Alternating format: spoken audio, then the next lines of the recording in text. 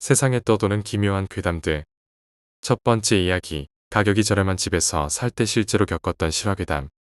아내와 결혼하고 시간이 지나서 나이가 생기고 커가며 좁은 집에 고민하던 찰나 주택이 굉장히 저렴하게 나와서 아내와 함께 집을 보러 갔습니다. 작은 주택이었지만 마당도 있고 아이에게는 최적의 장소였습니다. 하지만 저렴하면 다 이유가 있는 법이죠. 부동산 직원분께서는 당연히 이야기를 안 해주실 거라 생각해서 옆집에 사는 아주머니로 보이시는 분이 집에서 나오시기에 저희는 이유를 물어봤습니다. 혹시 집에 문제가 있는 건 아닌지요? 그러자 아주머니는 사람이 좋아 보이는 웃음을 내보이시며 여기 도시락 멀어서 저렴한 거야. 이 집을 짓기 전에 텃밭으로 쓰던 건데 그런 거 절대 아니야. 이 집으로 이사 오는 거면 저녁 한 끼 대접한다고 놀러 오시라고도 하셨죠. 그렇게 아주머니의 친절한 모습에 이웃도 좋은 것 같아 아내와 상의 후 집으로 이사 오게 되었습니다. 걱정했던 게 무색할 만큼 아무 일도 일어나지 않았습니다. 그러던 어느 날 아이가 흙장난을 치고 있는데 곰인형을 하나 발견했다며 저를 부르더라고요. 그래서 가보니 정말 곰인형이 들어있었습니다. 근데 정말 이상했어요. 흙 속에 파묻혀 있었던 곰인형 치고는 굉장히 깨끗한 편이었고 얼마 전에 묻은 것 같았거든요. 그래서 일단 아이한테 만지지 말라고 하며 제가 곰인형을 잡았는데 피가 났습니다.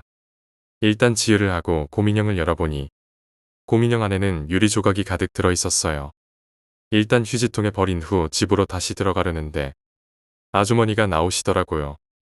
아주머니 안녕하세요. 혹시 수상한 사람 못 보셨어요? 저희 아이가 흙장난하다가 곰인형을 발견했는데 혹시 수상한 사람이 지나가면서 버린 건가 해서요. 그러자 아주머니는 답했죠. 그런 사람 못 봤는데 애기는 안 다쳤고 저는 그 이후 얼른 이사 갔습니다. 그날 저는 아주머니한테 곰인형에 뭐가 들었는지는 이야기한 적이 없는데 말이죠. 두 번째 이야기, 자취방 괴담. 저는 지금 대학을 다니며 자취를 하고 있습니다. 원룸에서 혼자 자취를 하는데 아주 깔끔하고 시설도 좋은 자취방입니다. 느낌이 좋아서 안심하고 계약을 했어요. 자취방의 구조는 현관문이 있고 들어오자마자 부엌이 있습니다. 그리고 부엌과 방 사이에 유리 미닫이 문이 있고요. 저는 그때 몸이 상당히 좋지 않았기 때문에 야행성 습관을 버리고 규칙적인 생활을 하고 있었습니다. 때문에 원래라면 깨어 있었을 새벽 2시에 이미 잠을 자고 있었던 거죠. 그렇게 한참을 자던 저는 이상한 느낌에 눈을 뜨게 되었습니다. 깨자마자 문을 두드리는 소리가 귀에 들려왔습니다. 쾅쾅 하고 두드리는 게 아니라 아주 작게 똑똑 하는 소리였죠. 현관문에 힘을 전혀 주지 않은 채 노크를 하는 듯 너무나도 작은 똑똑 소리였습니다. 그날 저는 대수롭지 않게 넘어갔습니다. 하지만 그 후로 매일 새벽 그 소리는 들려왔습니다. 처음엔 별거 아니라고 생각하려 했지만 노크랑 박자가 항상 너무 똑같게 일치했습니다. 노크 소리는 매번 현관문에서 났습니다. 항상 자다가 반쯤 깨어서 듣는 소리기에 짜증이 나서 하루는 확인해 보기로 마음먹었습니다. 혹시 어떤 사람이 술을 마시고 두드리는 소리가 아닌가 싶기도 하고 도둑이 들어오려고 무슨 수작을 부리는 건 아닌가도 생각했거든요. 잠에서 깨어 몽롱한 상태로 저는 식칼을 하나 꺼내 들고 슬쩍 문을 열어보았습니다. 그리고 밖에는 아무도 없었습니다. 어둠뿐인 복도. 인기척조차 느껴지지 않는 복도의 침묵만이 저를 반겨주었을 뿐입니다. 저는 자다 깼기 때문에 너무 졸렸고 잘못 들었나 싶어 바로 방으로 들어와 다시 잠을 잤습니다. 하지만 그날 이후 현관문에서 노크 소리는 전혀 들리지 않더라고요. 저는 이상하다 싶으면서도 소리가 안 들리니 일단 잘 됐다는 생각을 하며 다시 일상생활로 돌아갔습니다. 그리고 현관문에 노크가 사라진 지 얼마나 되었을까요? 다시 노크 소리가 들리기 시작했습니다. 그런데 이번엔 현관문이 아니었습니다. 유리 미닫이 문이었습니다. 부엌과 방을 가로막는 그 유리 미닫이 문 말입니다. 똑똑이라기보단 너무 힘이 없는 노크 소리는 콩콩에 가까운 작은 소리였습니다. 하지만 규칙적인 노크. 저는 그 소리를 듣고 왜 현관문에서 노크 소리가 들리지 않았는지 깨달았습니다. 현관문에서 노크를 했던 그 무언가는 제가 문을 열었을 때 들어왔던 거겠죠. 그리고 며칠 전 부모님이 제 자취방에 오셔서 주무셨을 때 덥다는 이유로 그 유리 미닫이 문을 열고 주무셨습니다. 아버지는 가위에 눌리셨고 이상한 여자가 부엌에서 스르르 다가오더니 어머니 배 위에 엎드려 누워 이상한 말을 속삭이는 걸 봤다고 하시더군요. 그렇게 저는 그 집을 떠났습니다. 세 번째 이야기, 관리비로 구슬하는 아파트. 비가 수없이 내리던 어느 날, 뭔가 잘못된 건지 건물이 정전되었습니다. 그렇게 학원 수업은 진행이 되지 못하고 집으로 향했습니다. 저희 집은 조금 오래된 복도식 아파트였는데 아파트 문 중간에 동그란 유리 같은 거 아시죠? 안에서 보면 밖에 누가 왔는지 알 수 있는 조그만 부분을 보셨을 거라 생각합니다. 그때 유리질이 안 좋았는지 알 수는 없지만 밖에서도 아니 훤히 들여다 보였습니다. 그래서 요즘 다시 그 유리 있는 문이 잘 없는 것일 수도 있습니다. 저희 집 층에는 귀신이 나온다고 소문난 복도 끝쪽에 집이 있었어요. 그 집에 살게 되는 사람은 무슨 이유에서인지 한 달 이상을 견디지 못해 이사를 가곤 했습니다. 결국 그 이후로 그 집은 호수도 떼버리고 아예 없는 집이 되어버렸어요. 그날따라 학원에서 일찍 끝나서 기분이 좋아서 들떴던 건지 그 집이 너무 궁금했습니다. 얼른 문만 열었다가 닫아볼 심산으로 문을 열었지만 당연히 열리지 않았어요. 그래서 그 조그만 유리로 집안을 들여다보는데 유리 반대쪽에다가 뭘 붙여놨는지 새빨간 것밖에 안 보이더라고요. 결국 포기하고 집으로 돌아갔고 그 일은 자연스럽게 제 머릿속에서 사라지고 있었습니다. 그러다 어느 날 주말에 엄마의 심부름을 하고선 집으로 오고 있는데 동네 아주머니들이 하는 이야기를 듣게 되었습니다. 그 이야기 들었어요. 그 집에 그렇게 귀신이 나와서 아파트 관리비로 구슬한다더라고요. 그 집에 있던 여자가 강도한테 눈이 찔려서 죽어서 그런지 귀신의 눈이 그렇게 새빨갛다더라고요. 저는 그 이야기를 듣는 순간 다시는 그 집을 들여다보지 않았습니다. 제가 그날 봤던 유리 속 빨갛던 모습은 어쩌면 그 귀신과 눈이 마주쳤던 걸 수도 있겠구나 싶었거든요. 네 번째 이야기, 벽지 안쪽의 부적. 사실 벽지는 빛깔만 예쁘면 됐지. 무슨 상관이겠어. 그런데 나한테는 안 좋은 기억이 있거든. 오늘따라 문득 그 기억이 떠오르네. 그때는 내가 새내기였던 14년도였지. 집이 조금 멀기도 하고 자취를 한번 해보고 싶어서 2월 초부터 열심히 원룸가를 돌아다녔어. 그런데 집을 구한다는 게 쉬운 일이 아니더라고. 월세가 싸면 대학이랑 멀고 대학이랑 가까우면 비싸고 가까운데 월세가 싸면 벌레가 나오더라고. 이러다가 영락없이 1시간짜리 거리를 통학하겠네 라고 생각할 무렵 원룸 하나를 찾았어. 월세는 20만 원밖에 안 됐고 학교하고는 엄청나게 가까웠지. 도배까지 새로 해서 깔끔한 집이었어. 그래, 지금 생각해보니 그 방만 유난히 도배를 새로 했더라고. 그 당시에 나는 호구처럼 순식간에 계약서에 사인했고 짐을 풀었지. 그때에도 꿈자리가 조금 뒤숭숭하거나 깨고 나면 몸이 찌뿌둥하긴 했어. 특히 술 마시고 들어온 날은 다음 날 내가 반죽음이 되어 있더라고. 숙취가 심했거니 하고 무시하긴 했지만 말이야. 진짜 문제는 개강총회 날에 일어났어. 나는 유난히 들떠서 평소 주량보다 조금 많이 마셨었지. 그래도 정신머리는 붙어 있어서 용케도 집까지 걸어서 들어왔어. 그런데 문을 연 순간 갑자기 구역질이 나오는 거야. 난 처음엔 술 때문인 줄 알았어. 하지만 고작 그런 이유는 절대 아니었지. 혹시 심령사진 본 사람 있어? 그냥 분위기만 무서운 사진 말고 보는 순간 등줄기에 소름이 돋고 사진 전체가 아지랑이처럼 일렁이는 사진 말이야. 내 방 안을 보는 순간 그런 경험을 했어. 방 전체가 일그러져 보이고 서 있으려는 다리가 자꾸 풀리는 거야. 그리고 조금씩 짙어지는 역한 냄새가 있었어. 나는 그 냄새를 아직도 기억해. 비릿하면서도 냉장고에 오랫동안 방치된 살코기 같은 냄새. 하지만 피냄새는 아니었어. 정신이 바짝 들더라고. 술은 진작에 깨버렸지. 나는 뒷걸음질 쳐서 원룸 밖으로 나왔어. 그리고 덜덜 떨리는 손으로 담배를 꺼내 물었지. 호흡이 다급하니까 담배가 엄청 안 빨리더라고. 그렇게 한 개 피태우고 내 방으로 올라갔는데 여전히 그 썩은 냄새가 나더라고. 무슨 깡이었는지는 모르겠어. 나는 내 방으로 들어갔어. 처음 혼자 살게 되었던 집이라서 그랬나 봐. 그리고 코를 킁킁거렸지. 증거를 찾고 싶었어. 분명 내가 짬을 안 버려서 냄새가 나는 걸 거라고 생각했어. 만약 그런 게 아니면 진짜 귀신이 있다는 뜻이잖아. 미칠 것 같더라고. 그런데 그 냄새는 사방에서 나는 거야. 정확히는 사방의 벽에서 나고 있었어. 나도 미쳤는지 부엌에서 칼 하나를 가져와서 책장 뒤편의 벽지에 칼질을 했어. 분명 이 뒤에 뭔가가 있는 것 같았거든. 그리고 내 생각이 맞았어. 시멘트 바닥이니까 회색일 줄 알았는데 뭔가 붉은 면이 있더라고. 보는 순간 느낌이 왔어. 이게 원인이구나 라고 생각했지. 그래서 칼질을 조금 더 넓게 해봤어. 그땐 뭐 별다른 생각이 없었지. 그런데 그 붉은색이 그냥 면이 아니라 한자더라고. 무슨 한자인지는 모르겠는데 한자가 생긴 거 뻔하잖아. 벽면이 부쩍인 것처럼 붉게 적혀 있었어. 또 손이 떨리더라고. 하필 칼을 들고 있으니까 오죽하겠어.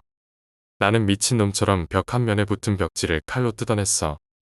그러고 나서 보니 벽면 전체에 빼곡하게 붉은 한자가 적혀 있었어.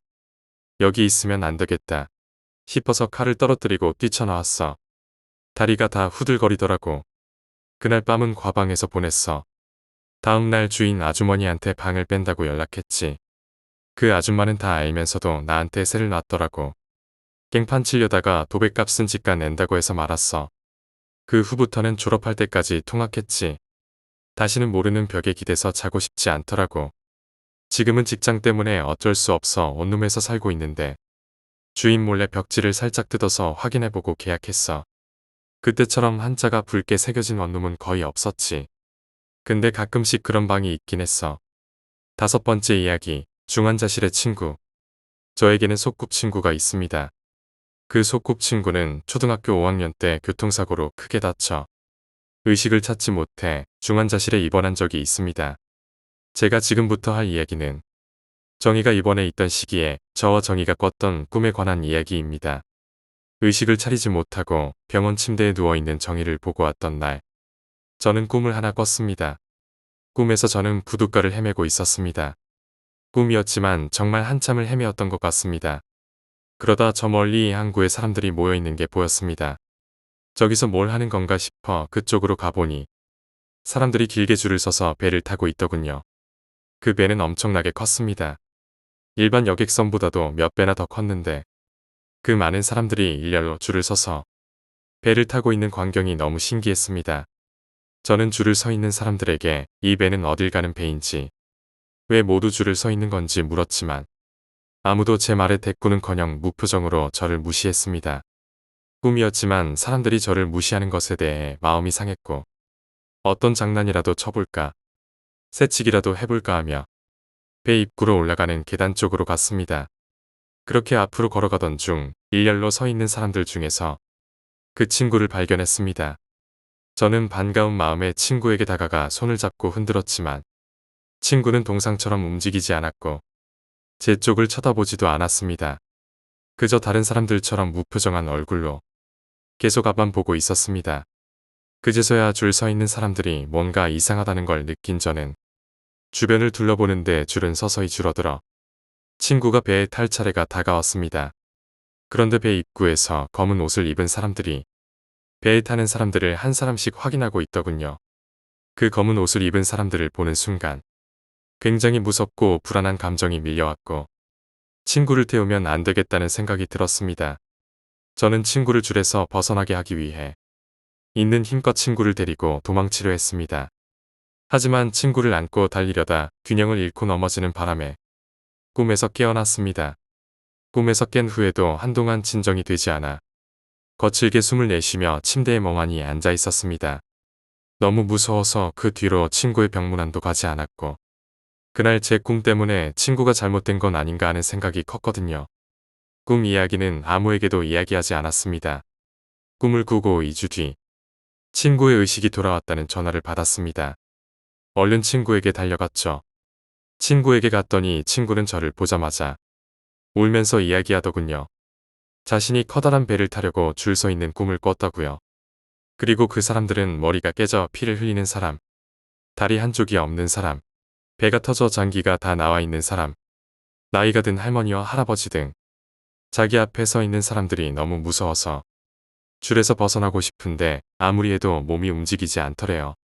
그 순간 저 멀리서 제가 나타나 자기를 끌어안고 넘어졌다며 넘어지고 나니 저는 사라졌고 그때부터 몸이 움직였고 제가 나타났던 방향으로 뒤도 안 돌아보고 뛰었다고 하더라고요. 그렇게 정신을 차리고 보니 병원이었대요. 그런 친구의 말에 저도 꿈 이야기를 했고 서로 다행이라며 서로를 끌어안고 울었습니다. 6번째 이야기, 파도는 항상 위험하다. 혹시 파도에 홀린다는 말을 아시나요? 흔히 쓰는 말은 아니라 생소하실 겁니다. 바닷가 근처에 오래 사신 어르신들이나 낚시꾼 아저씨들이 주로 하시는 말씀인데요. 음기가 센 곳은 혼자 낚시를 갔다간 파도에 홀려 빠져 죽는다는 말씀들을 하시며 절대 혼자서는 낚시를 다니지 말라고들 하십니다. 이번에는 제가 파도에 홀렸던 경험을 이야기해보려 합니다. 저는 군대를 다녀온 직후 반년간은 빡세게 놀아보자 생각했고 그때 선택했던 취미가 바로 낚시였습니다. 주로 다녔던 곳은 부산 기장군의 해안가였고 이야기의 무대는 오랑대라고 불리는 일출 사진 촬영 명소입니다. 서울서 온 동갑내기 친구와 저는 밤새 낚시를 한 뒤 오랑대의 일출을 카메라에 담아보려 지하철을 타고 기장으로 길을 떠났습니다. 근처 대변항에서 밤샘 낚시를 하려 했으나 이틀 뒤에 태풍 예보의 영향인지 바람이 아주 강하더라고요. 너무 강한 바람에 낚시를 일찍 접고 새벽 3시경 오랑대로 향했습니다만 갑작스런 소낙비에 옷이 홀딱 젖어버렸고 추위에 벌벌 떨고 있던 찰나 오랑대 뒤편 해광사라는 절 쪽에서 어르신 한 분이 이리 오라 손짓을 하고 있었습니다. 니네들 뭔데 여서 이래 발발 떨고 있나? 그럼 해 뜰 때까지 얘 안에서 좀 기다리라. 낚싯대는 뭐고? 여서는 밤에 낚시하면 큰일 난다. 알겠나? 대충 이런 말씀을 하셨던 기억이 납니다. 아무튼 어르신이 마련해주신 불단이 있는 작은 방에서 1시간 반 정도 눈을 붙이다가 밖을 나섰습니다. 몰아치던 비바람은 언제 그랬냐는 듯이 싹 그치고 수평선 너머로 희끗희끗 여명이 밝아오려는 기운이 느껴졌습니다. 제 친구는 카메라를 들고 사진을 찍으러 나섰고 저는 위쪽 주차장에 있는 벤치에 앉아서 몰아치는 파도를 구경했습니다. 그날 바람이 엄청 강해서 파도가 사람을 쉽게 집어삼킬 정도로 높게 쳤거든요. 시원시원하게 치는 파도를 보니 속이 청량하게 뻥 뚫리는 느낌이었죠. 그런데 밑을 가만히 보니 일출 사진을 찍으러 간다던 친구가 파도 치는 갯바위 한가운데에 서 있었습니다. 사진을 찍으려고 하는 건가 싶었는데 카메라와 산발이도 없었고 위태위태하게 바다를 바라보며 서 있더라고요. 세차게 치는 파도가 갯바위를 넘나들고 세찬 파도에 친구의 옷은 홀딱 젖고 몸이 휘청거릴 정도였습니다. 분명 위험할 거라 생각한 저는 애타게 친구를 불렀습니다. 하지만 파도 소리가 너무 큰지 제 목소리가 들리지 않는 것 같더라고요. 다급해진 저는 주차장 쪽에서 길을 돌아가 갯바위 쪽으로 재빠르게 달려갔습니다. 하지만 제가 도착했을 때에는 이미 친구는 갯바위에 없었습니다. 바다가 낯선 친구였기에 무조건 물에 빠졌다 싶어 파도치는 갯바위를 넘나들며 친구를 찾으러 갯바위 위를 뛰어다녔습니다. 하지만 가장 깊숙한 곳에 갯바위까지 나섰지만 친구는 흔적조차 찾을 수가 없었습니다. 그때 문득 지금 물에 뛰어들어서라도 친구를 찾아야 되지 않을까? 나 때문에 친구가 물에 빠져 죽은 것은 아닐까? 하는 생각이 들었습니다. 그도 그럴 게 파도 치는 갯바위 위에 올라선 친구를 말리지 못했으니까요. 이미 온몸은 파도에 홀딱 젖었고 미끌미끌한 갯바위 위에서 파도를 맞으며 아슬아슬하게 서 있던 저는 결단을 내렸습니다. 지금 물에 뛰어들어서 친구를 찾자 하고 말이죠. 갯바위 가장자리에서 마음가짐을 잡고 물에 뛰어들려고 하던 그때 갑자기 뒤에서 누군가가 제 이름을 어렴풋이 부르는 게 들렸습니다. 간밤에 비바람 피할 곳을 내어주신 어르신과 그 옆에 제 친구가 다급하게 저를 부르는 모양이었습니다. 친구는 갯바위에 있었는데 파도에 홀딱 젖었어야 될 친구의 옷은 멀리서 봐도 젖어 있다고는 생각되지 않을 정도였습니다. 문득 주위를 둘러보니 갯바위엔 저 혼자뿐 어떻게 여기까지 왔는지도 모를 만큼 먼 곳까지 와 있었습니다. 몰아치는 파도에 몇 번이나 바다에 빠질 뻔하면서 겨우겨우 갯바위를 빠져나온 저는 숨을 헐떡이며 친구에게 물었습니다. 니 아까 저기 서 있었다 아이가. 니 근데 어떻게 여기 있는데? 뭔데 도대체? 그러나 친구의 대답은 놀라웠습니다. 파도 치는 바다가 무서워 갯바위 근처로도 간 적이 없다고 합니다. 주차장 구석에 사진 찍기 좋은 위치가 있어서 그곳에서 사진을 찍다가 문득 바다를 보니 저 혼자 미친놈 마냥 파도를 온몸으로 맞아가며 바위를 뛰어다니고 있었다고 합니다. 아마 친구를 찾던 저의 모습이었겠죠. 그걸 보고 화들짝 놀란 친구는 그 길로 바로 저를 향해 다급하게 소리쳤고 저는 그 소리를 듣고 정신을 차린 거죠. 어르신은 옆에서 얘기를 듣더니 네가 아무래도 파도에 홀렸는갑다 라고 하시며 쓴웃음을 지어 보이셨습니다. 그래도 누구 하나 다치지 않아서 다행이라며 다음부터는 바닷가 근처에선 정신 똑바로 차리라며 신신당부를 하셨습니다. 아직도 여전히 낚시도 가고 서핑도 다니는 등 이전과 똑같이 지내고 있지만 가끔씩은 바다가 무섭게 느껴질 때가 있습니다. 과연 그날 갯바위에 서 있었던 건 누구일까요? 그리고 친구가 저를 불러주지 않았다면 저는 어떻게 되었을까요? 아마 물속에 뛰어들어 뉴스의 한 구석을 장식했을지도 모른다는 생각이 듭니다. 7번째 이야기, 오피스텔 괴담. 실업계 고등학생이었던 저는 고향 부산을 떠나 경기도의 한 중소기업에 취업을 했습니다. 경기도에 위치한 오피스텔을 숙소로 배정받아 혼자 사용했었는데요. 그때 겪었던 소름 돋는 일입니다. 저는 회사에 실습을 나왔고 여러 직원분들의 도움으로 무난한 회사 생활을 하고 있었습니다. 8시 반에 출근해서 5시 반에 퇴근했죠. 잔업이 있을 때는 20시까지였습니다. 잔업이 끝나면 오피스텔 같은 층에 거주하는 방글라데시에서 온 외국인 노동자 형들과 술도 한 잔씩 기울이곤 했었습니다. 형들의 요리 솜씨가 정말 좋았거든요. 그렇게 별 탈 없이 회사 생활을 하던 이듬해 1월 어느 날 퇴근 후 집에 들어왔을 때 저는 쏘스라치게 놀랐습니다. 현관에 들어서 불을 켜자 문 안쪽에 중국어로 된 전단지 2장이 붙어 있었고 그리고 중국어로 써진 포스트잇 메모가 한 장 붙어 있었거든요. 문 단속을 잘못했나? 라고 생각했지만 오토도어락이라 그랬을 리도 없고 분명 누군가 집에 들어왔던 흔적 같았습니다. 깜짝 놀란 저는 같은 층에 사는 방글라데시 형들 방에 찾아가 도움을 요청했습니다. 그렇게 형들 3명과 저는 제 숙소의 현관문을 열고 불을 켜고 방을 하나씩 뒤져봤습니다. 싹 뒤져봤지만 없어진 물건도 없었고 특별한 흔적 같은 것도 없었습니다. 다만 저는 복층에 짐을 놓아둘 뿐 자주 들락거리지 않았는데 구석에 과자 부스러기와 함께 머리카락이 몇 가닥 있었습니다. 당시에 저는 반삭을 하고 지냈기에 제 머리카락이 아니라는 것쯤은 충분히 알 수 있었죠. 하지만 평소 워낙에 게을러 복층 청소를 대충 했던지라 이전 세입자의 흔적이라 생각하고 그냥 넘어갔습니다. 조금 찝찝했지만 딱히 도난당한 물건도 없었고 특별한 이상도 없었기에 형들을 돌려보내고 저는 방에서 쉬고 있었습니다. 이참에 집 청소를 한번 싹 하고 샤워도 하고 노곤노곤한 몸을 이불에 뉘었을 때 문득 어떤 생각이 뇌리를 스쳤습니다.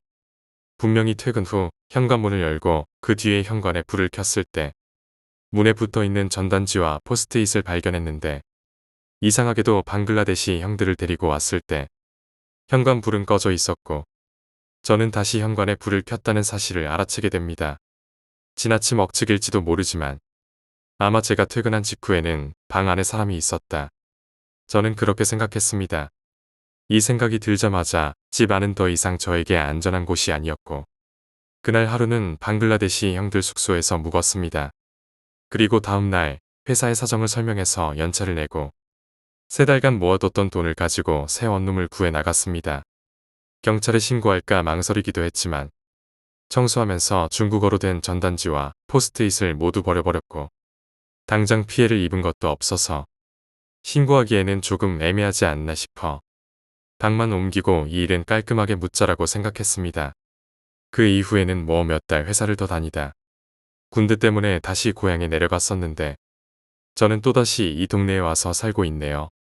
지금 생각해보면 그때 만약 형들을 부르러 가지 않고 혼자 안에 들어갔으면 큰일이 났을지도 모르겠다는 생각을 해봅니다. 8번째 이야기, 한탄강 괴담. 이 이야기는 내가 어릴 적에 들었던 이야기와 추억을 소재로 만든 경험담이다. 소설가 이문열의 단편소설 중에 어릴 적에 들었던 믿기지 않는 괴담이나 추억들을 어른이 된 후에 사실인지 아닌지를 알아내고자 고향에 내려가 진실을 파헤치고 다닌다는 소설을 읽은 적이 있다. 워낙 오래전에 읽은 거라 소설 제목은 기억이 안 난다.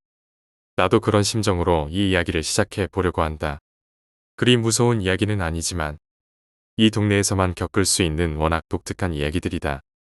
오래전 일들이고 일부 이야기는 개인이 건너 주워들은 이야기들이라 진실 여부는 알 길이 없다는 것을 먼저 밝혀둔다. 나는 어려서 연천군에 있는 한탄강가에서 나고 자랐다.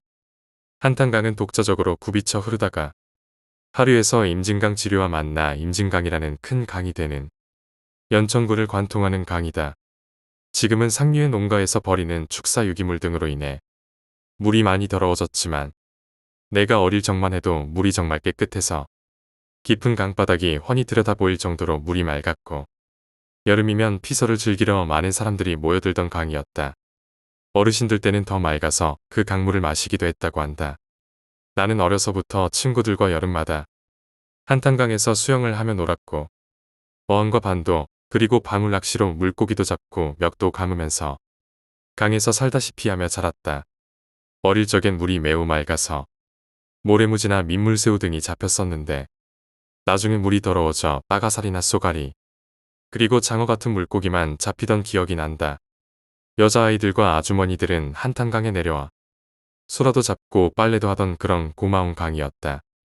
겨울에 강이 꽁꽁 얼면 인근 군부대에서 강 위에 쌓인 눈을 쓸고 스케이트장을 만들어 마을 사람들이 내려와 스케이트를 즐기던 추억도 떠오른다. 한겨울엔 마을 사람들이 제법 많이 모여들어 얼음 위에 천막을 치고 장사꾼들이 핫도그와 떡볶이를 팔고 스케이트 날을 갈아주는 포장마차도 있을 정도였다. 그러나 한탄강은 위험하기도 한 강이었다. 한탄강은 물살이 빠르고 강바닥이 매우 불규칙해서 강바닥을 믿고 걸어가다 익사하는 사고가 옛날부터 많았다. 나도 몇 번 그런 식으로 빠져 죽을 뻔했으며 초등학교 때는 꽤 친했던 같은 반 친구가 빠져 죽어 그 친구의 빈자리가 교실 한편에 오랫동안 방치되어 있던 기억이 난다. 물론 그 친구는 초등학교 3학년에 어릴 적 모습 그대로만 기억에 남아있음은 물론이다. 비가 오면 한탄강은 더 위험해졌다. 물이 금방 급류로 변하고 바닥이 불규칙해 굽이치며 돌아 흐르는 곳이 많았기 때문이다. 어렸을 때 특수부대 요원들이 단체로 와서 홍수로 붉게 물이 불어난 한탄강에서 물안경만 쓴 채 도하 훈련을 하는 걸 본 적이 있다. 유속이 빨라 입수한 지점에서 대각선으로 한참이나 떠내려가서야 강 건너편에 도착하는 대원들을 본 기억이 나며 물론 그 훈련받은 전문가들도 한 명이 실종되는 익사사고가 났던 게 기억난다. 한탄강은 그런 강이었다. 그래서 한탄하는 강이라 해서 한탄강으로 불린다는 이야기도 전해온다. 그래서 그런지 강가 마을 사람들은 해마다 정월 대보름에 아침 일찍 처음 지은 밥을 식구 수만큼 퍼서 작은 창호지 봉지들에 담아 강물에 물고기밥으로 던져주면서 한 해 동안 가족의 무사한 영을 용왕님께 비는 어부심이라는 풍습이 있었다. 잘은 모르지만 아마도 한탄강 인근에서만 행해진 풍습이 아니었나 싶다. 한탄강은 임진강처럼 북한에서 내려오는 강은 아니었지만 상류인 군부대 인근에서 떠내려온 지뢰나 불발탄이 많아서 종종 폭발 사고가 일어나기도 했었다. 가장 기억에 남는 얘기는 겨울에 강가에서 얼음 낚시로 물고기를 잡아 불을 피워 잡은 고기를 구워 먹다가 하필 그 밑에 묻혀있던 불발탄이 폭발해 아이들이 크게 다치는 사고도 있었다고 한다. 상황이 그쯤 되자 어릴 적 초등학교 때 인근 군부대의 지원으로 불발탄의 위험성을 알리고자 운동장에서 여러가지 폭탄의 폭발 시범을 보여주기도 했었다. 오래된 영화지만 가난한 아이들이 군부대 사격장에서 불발탄을 주워다 팔아야 또 사먹고 용돈도 벌고 하다가 불발탄이 폭발해 다리가 날아가는 등 피해를 보았다는 이야기가 나오는 사격장의 아이들이란 영화의 무대가 되는 마을도 내가 살던 동네에서 멀지 않은 고문이라는 마을의 이야기였던 것이다. 내가 살던 동네에 한탄강 너머엔 군부대가 하나 있었는데 지금은 평범한 부대가 되었지만 그 부대는 어렸을 땐 북파공작원을 훈련시키는 부대였다고 들었다. 실제로 강가를 따라 유격장 같은 시설들이 강 건너편에 늘어서 있던 게 어렴풋이 기억난다.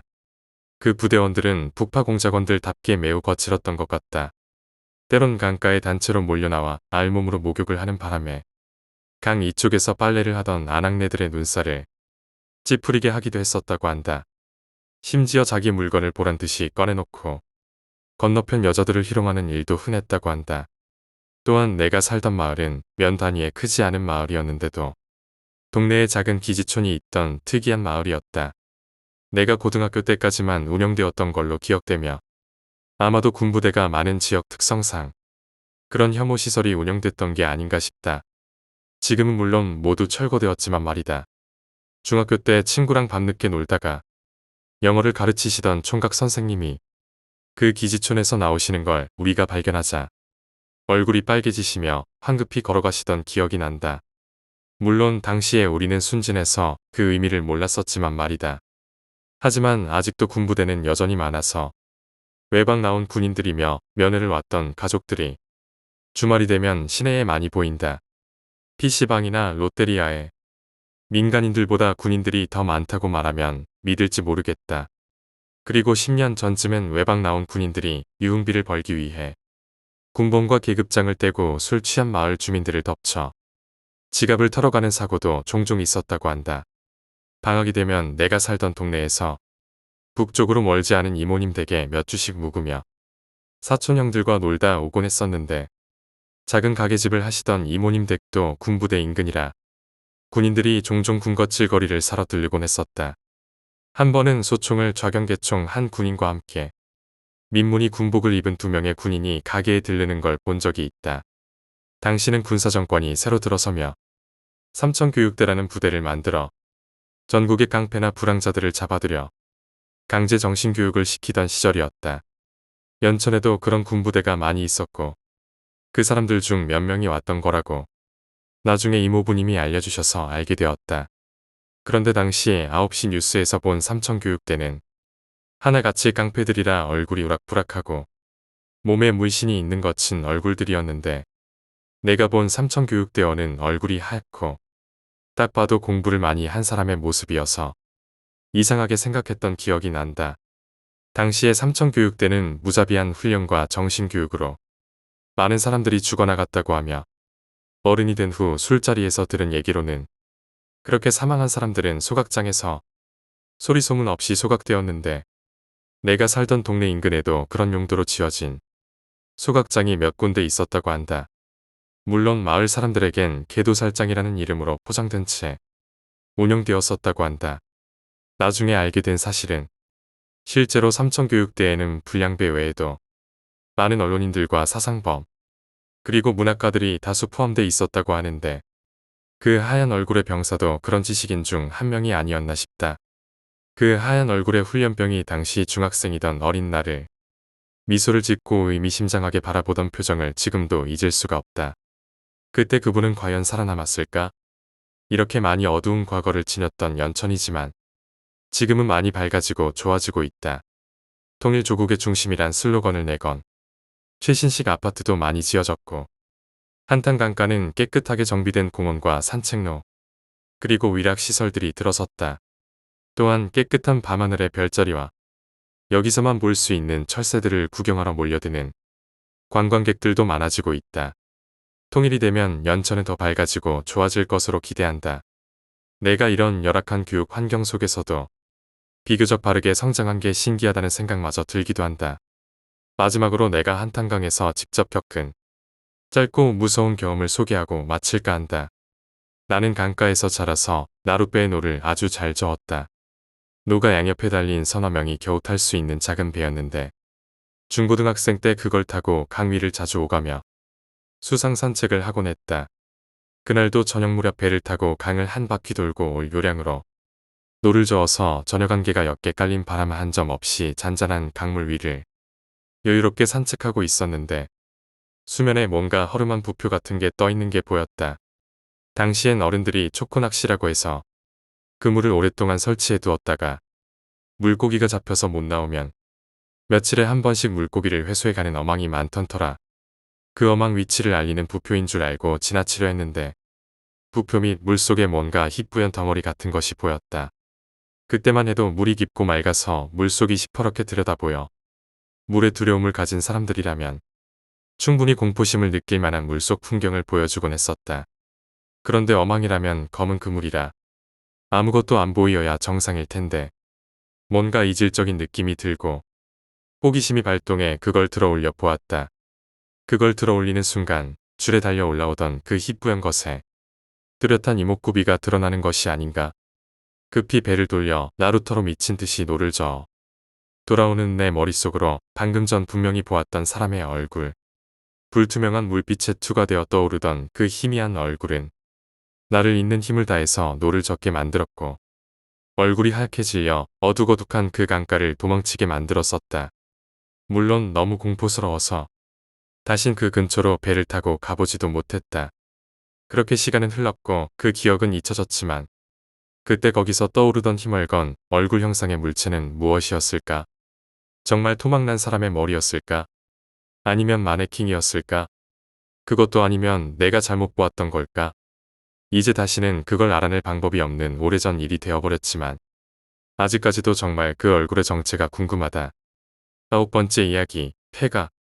나는 어릴 때부터 조용한 시골 마을에서 자랐다. 마을은 산으로 둘러싸여 있었고 그 산 속에는 오래된 폐가가 하나 있었다. 마을 사람들은 그 집을 무척이나 꺼렸고 그 근처에는 가지 않으려 했다. 그 집에는 마을에서도 손꼽히는 부잣집이 살고 있었다고 했다. 그러나 어느 날 갑자기 그 집 가족이 모두 사라졌고 집은 텅 빈 채로 남겨졌다. 폐가는 시간이 흐르면서 점점 더 황폐해졌다. 집의 창문은 깨지고 지붕은 내려앉았다. 벽에는 오래된 이끼와 덩굴이 엉켜 자랐고 마당은 잡초가 무성하게 자랐다. 그 집에 들어갔다가 이상한 일을 겪었다는 사람들의 이야기도 들려왔다. 어느 날 밤 한 남자가 그 집에 들어갔다가 정신을 잃고 다음날 아침에 밖에서 발견되었다는 이야기였다. 그는 발견되었을 때 말을 잃은 채로 있었다. 그 후로도 그 집에 다가가려는 사람은 없었다. 나는 그 폐가에 대해 어릴 때부터 궁금증을 가지고 있었다. 그러나 부모님과 마을 어른들은 그 집에 대해 이야기하는 것을 꺼렸다. 그래서 나는 그 집에 대한 이야기를 제대로 들을 수 없었다. 시간이 흘러 나는 중학생이 되었다.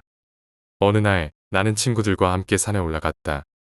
친구들은 산책을 하며 자연을 즐기고 있었지만 나는 폐가가 있는 쪽으로 눈길이 갔다. 그 집은 산속 깊은 곳에 있어서 잘 보이지 않았지만 나는 그 집을 찾아내고 싶었다. 그래서 친구들에게 제안했다. 저기 폐가 있다고 하던데 가볼래? 친구들은 처음에는 망설였지만 내가 계속 설득하자 결국 따라오기로 했다. 우리는 폐가로 가는 길을 따라 걷기 시작했다. 길은 좁고 험난했다. 잡초가 길을 덮어 숨겨져 있었고 여기저기 큰 바위와 나뭇가지가 가로막고 있었다. 우리는 비틀거리며 겨우 폐가에 도착했다. 그 집은 생각했던 것보다 훨씬 더 무서운 모습이었다. 문은 삐걱거리며 열려 있었고 안은 어둡고 차가웠다. 나는 먼저 들어가기로 결심했다. 심장이 두근거렸지만 궁금증이 두려움을 이겼다. 친구들은 문 앞에서 멈춰섰고 나는 천천히 집 안으로 발을 디뎠다. 집 안은 오래된 먼지와 곰팡이 냄새로 가득했다. 바닥에는 깨진 유리와 쓰레기가 널브러져 있었다. 나는 방마다 돌아다니며 살펴보았다. 방 안에는 오래된 가구와 낡은 물건들이 있었다. 모두 먼지에 덮여 있었고 어떤 것들은 원래의 형태를 알아볼 수 없을 정도로 훼손되어 있었다. 그러다 나는 집 안쪽에 있는 문을 발견했다. 그 문은 다른 방들과는 다르게 단단하게 닫혀 있었다. 나는 문고리를 잡고 힘껏 당겼다. 문은 쉽게 열리지 않았지만 몇 번 더 힘을 주어 당기자 문이 삐걱거리며 열렸다. 그 안에는 작은 방이 하나 있었다. 방 안은 더 어둡고 더 차가웠다. 나는 방 안으로 들어갔다. 그곳에는 오래된 나무 상자가 하나 있었다. 상자는 쇠사슬로 단단히 묶여 있었다. 나는 상자에 가까이 다가가서 자세히 살펴보았다. 상자 위에는 낡고 희미한 글씨가 새겨져 있었다. 글씨는 거의 알아볼 수 없을 정도로 흐릿했지만 나는 몇 글자를 읽을 수 있었다. 절대 열지 말아라는 경고였다. 그 글을 보는 순간 나는 등골이 오싹해졌다. 상자 안에는 무엇이 들어있을까? 그 상자는 왜 이렇게 철저히 봉인되어 있었을까? 나는 그 상자를 열어보고 싶었지만 무언가 불길한 예감이 들어 손을 뻗지 못했다. 그때 갑자기 방 안에 차가운 바람이 불어왔다. 바람은 문을 쾅 닫아버렸고 나는 그 자리에서 얼어붙었다. 나는 숨을 멈추고 주변을 둘러보았다. 방 안은 여전히 어두웠고 바람이 불어온 창문도 없었다. 나는 점점 더 불안해졌다. 이곳에 더 이상 머물러 있어서는 안 될 것 같았다. 나는 문을 향해 달려갔다. 그러나 문은 열리지 않았다. 나는 더 강하게 문을 밀어보았지만 문은 굳게 닫혀 있었다. 나는 패닉에 빠졌다. 이제 어떻게 해야 할까? 친구들은 어디에 있을까? 그 순간 문 밖에서 누군가의 목소리가 들려왔다. 야, 거기서 뭐 하는 거야? 나는 목소리를 듣고 한숨을 쉬었다. 친구들이 나를 부르고 있었다. 나는 안심하고 다시 한번 문을 밀어보았다. 이번에는 문이 쉽게 열렸다. 나는 얼른 방 밖으로 나와 친구들 쪽으로 달려갔다. 친구들은 내 얼굴을 보고 놀란 표정을 지었다. 너 왜 그래? 얼굴이 하얗게 질렸잖아. 나는 아무 일도 없었다고 말하며 웃어 보이려 했지만 목소리가 떨렸다. 친구들은 더 이상 집 안에 머무르고 싶지 않다고 말했고 우리는 서둘러 그 집을 떠났다. 집을 떠나는 길에 나는 자꾸만 뒤를 돌아보았다. 그 집은 멀어져 가면서 점점 더 작아졌지만 나는 그 집이 여전히 나를 주시하고 있는 듯한 기분을 지울 수 없었다. 그날 밤 나는 잠을 잘 수 없었다. 눈을 감으면 그 폐가에서 본 상자와 그 위에 새겨진 글씨가 자꾸 떠올랐다. 절대 열지 말아라는 경고는 마치 내게 직접적으로 하는 말 같았다. 나는 그 집에 다시 가보고 싶다는 생각이 들었다. 그러나 동시에 그 상자를 열어서는 안 될 것 같다는 생각도 들었다. 결국 나는 그 집에 다시 가지 않기로 결심했다. 그리고 그 결심은 쉽게 변하지 않았다. 몇 년이 지나고 나는 고등학생이 되었다. 마을을 떠나 도시로 나가게 되면서 그 집에 대한 기억은 점점 희미해졌다. 그러나 그 상자와 그 경고는 여전히 내 마음 한구석에 남아 있었다. 그러던 어느 날 나는 다시 마을로 돌아오게 되었다. 오랜만에 고향을 방문한 나는 친구들과 함께 시간을 보내며 즐거운 시간을 보냈다. 그러나 폐가에 대한 기억은 여전히 내 머릿속에 남아 있었다. 어느 날 나는 혼자서 그 집을 다시 찾아가기로 결심했다. 어린 시절의 궁금증이 다시 되살아난 것이다. 나는 산으로 향했다. 폐가로 가는 길은 여전히 험난했고 오랜 세월 동안 더 거칠어져 있었다. 나는 조심스럽게 그 집에 다가갔다. 집은 예전보다 더 황폐해져 있었다. 지붕은 완전히 내려앉았고 벽은 무너져 내릴 것처럼 보였다. 나는 집 안으로 들어갔다.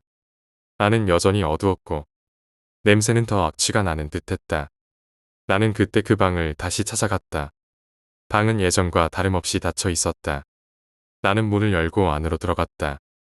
방 안은 그대로였다. 그리고 그 상자도 여전히 그 자리에 있었다. 나는 상자 앞으로 다가갔다. 손을 뻗어 상자 위에 손을 얹었다. 차가운 금속의 감촉이 손끝을 타고 전해졌다. 나는 상자를 열어보고 싶다는 충동을 느꼈다. 그러나 그 상자를 열어서는 안 될 것 같다는 강한 느낌이 들었다. 그 순간 나는 갑자기 방 안에 있던 공기가 무겁게 느껴졌다. 숨을 쉬기 어려워졌고 주변이 점점 어두워졌다. 나는 상자에서 손을 떼고 방 밖으로 달려나왔다. 밖에 나오자 다시 숨을 쉴 수 있었다. 나는 한동안 그 자리에 서서 호흡을 가다듬었다. 그 후로 나는 다시는 그 집에 가지 않았다. 그 상자 안에는 무엇이 들어 있었을까? 그리고 왜 그토록 철저히 봉인되어 있었을까? 나는 아직도 그 답을 알지 못한다. 그러나 한 가지는 확실하다. 그 상자는 절대 열지 말았어야 한다는 것. 나는 그 폐가에 대한 기억을 마음속 깊이 묻어두기로 했다. 그리고 그 집에 다시 가보려는 충동이 들 때마다 스스로에게 그 경고를 되새긴다. 절대 열지 마라. 그것이 그 집에서 살아남을 수 있는 유일한 방법일지도 모른다. 그 집은 이제도 그곳에 그대로 남아있다. 아무도 가지 않는, 아무도 들여다보지 않는 그곳에서 여전히 무언가를 지키고 있을지도 모른다.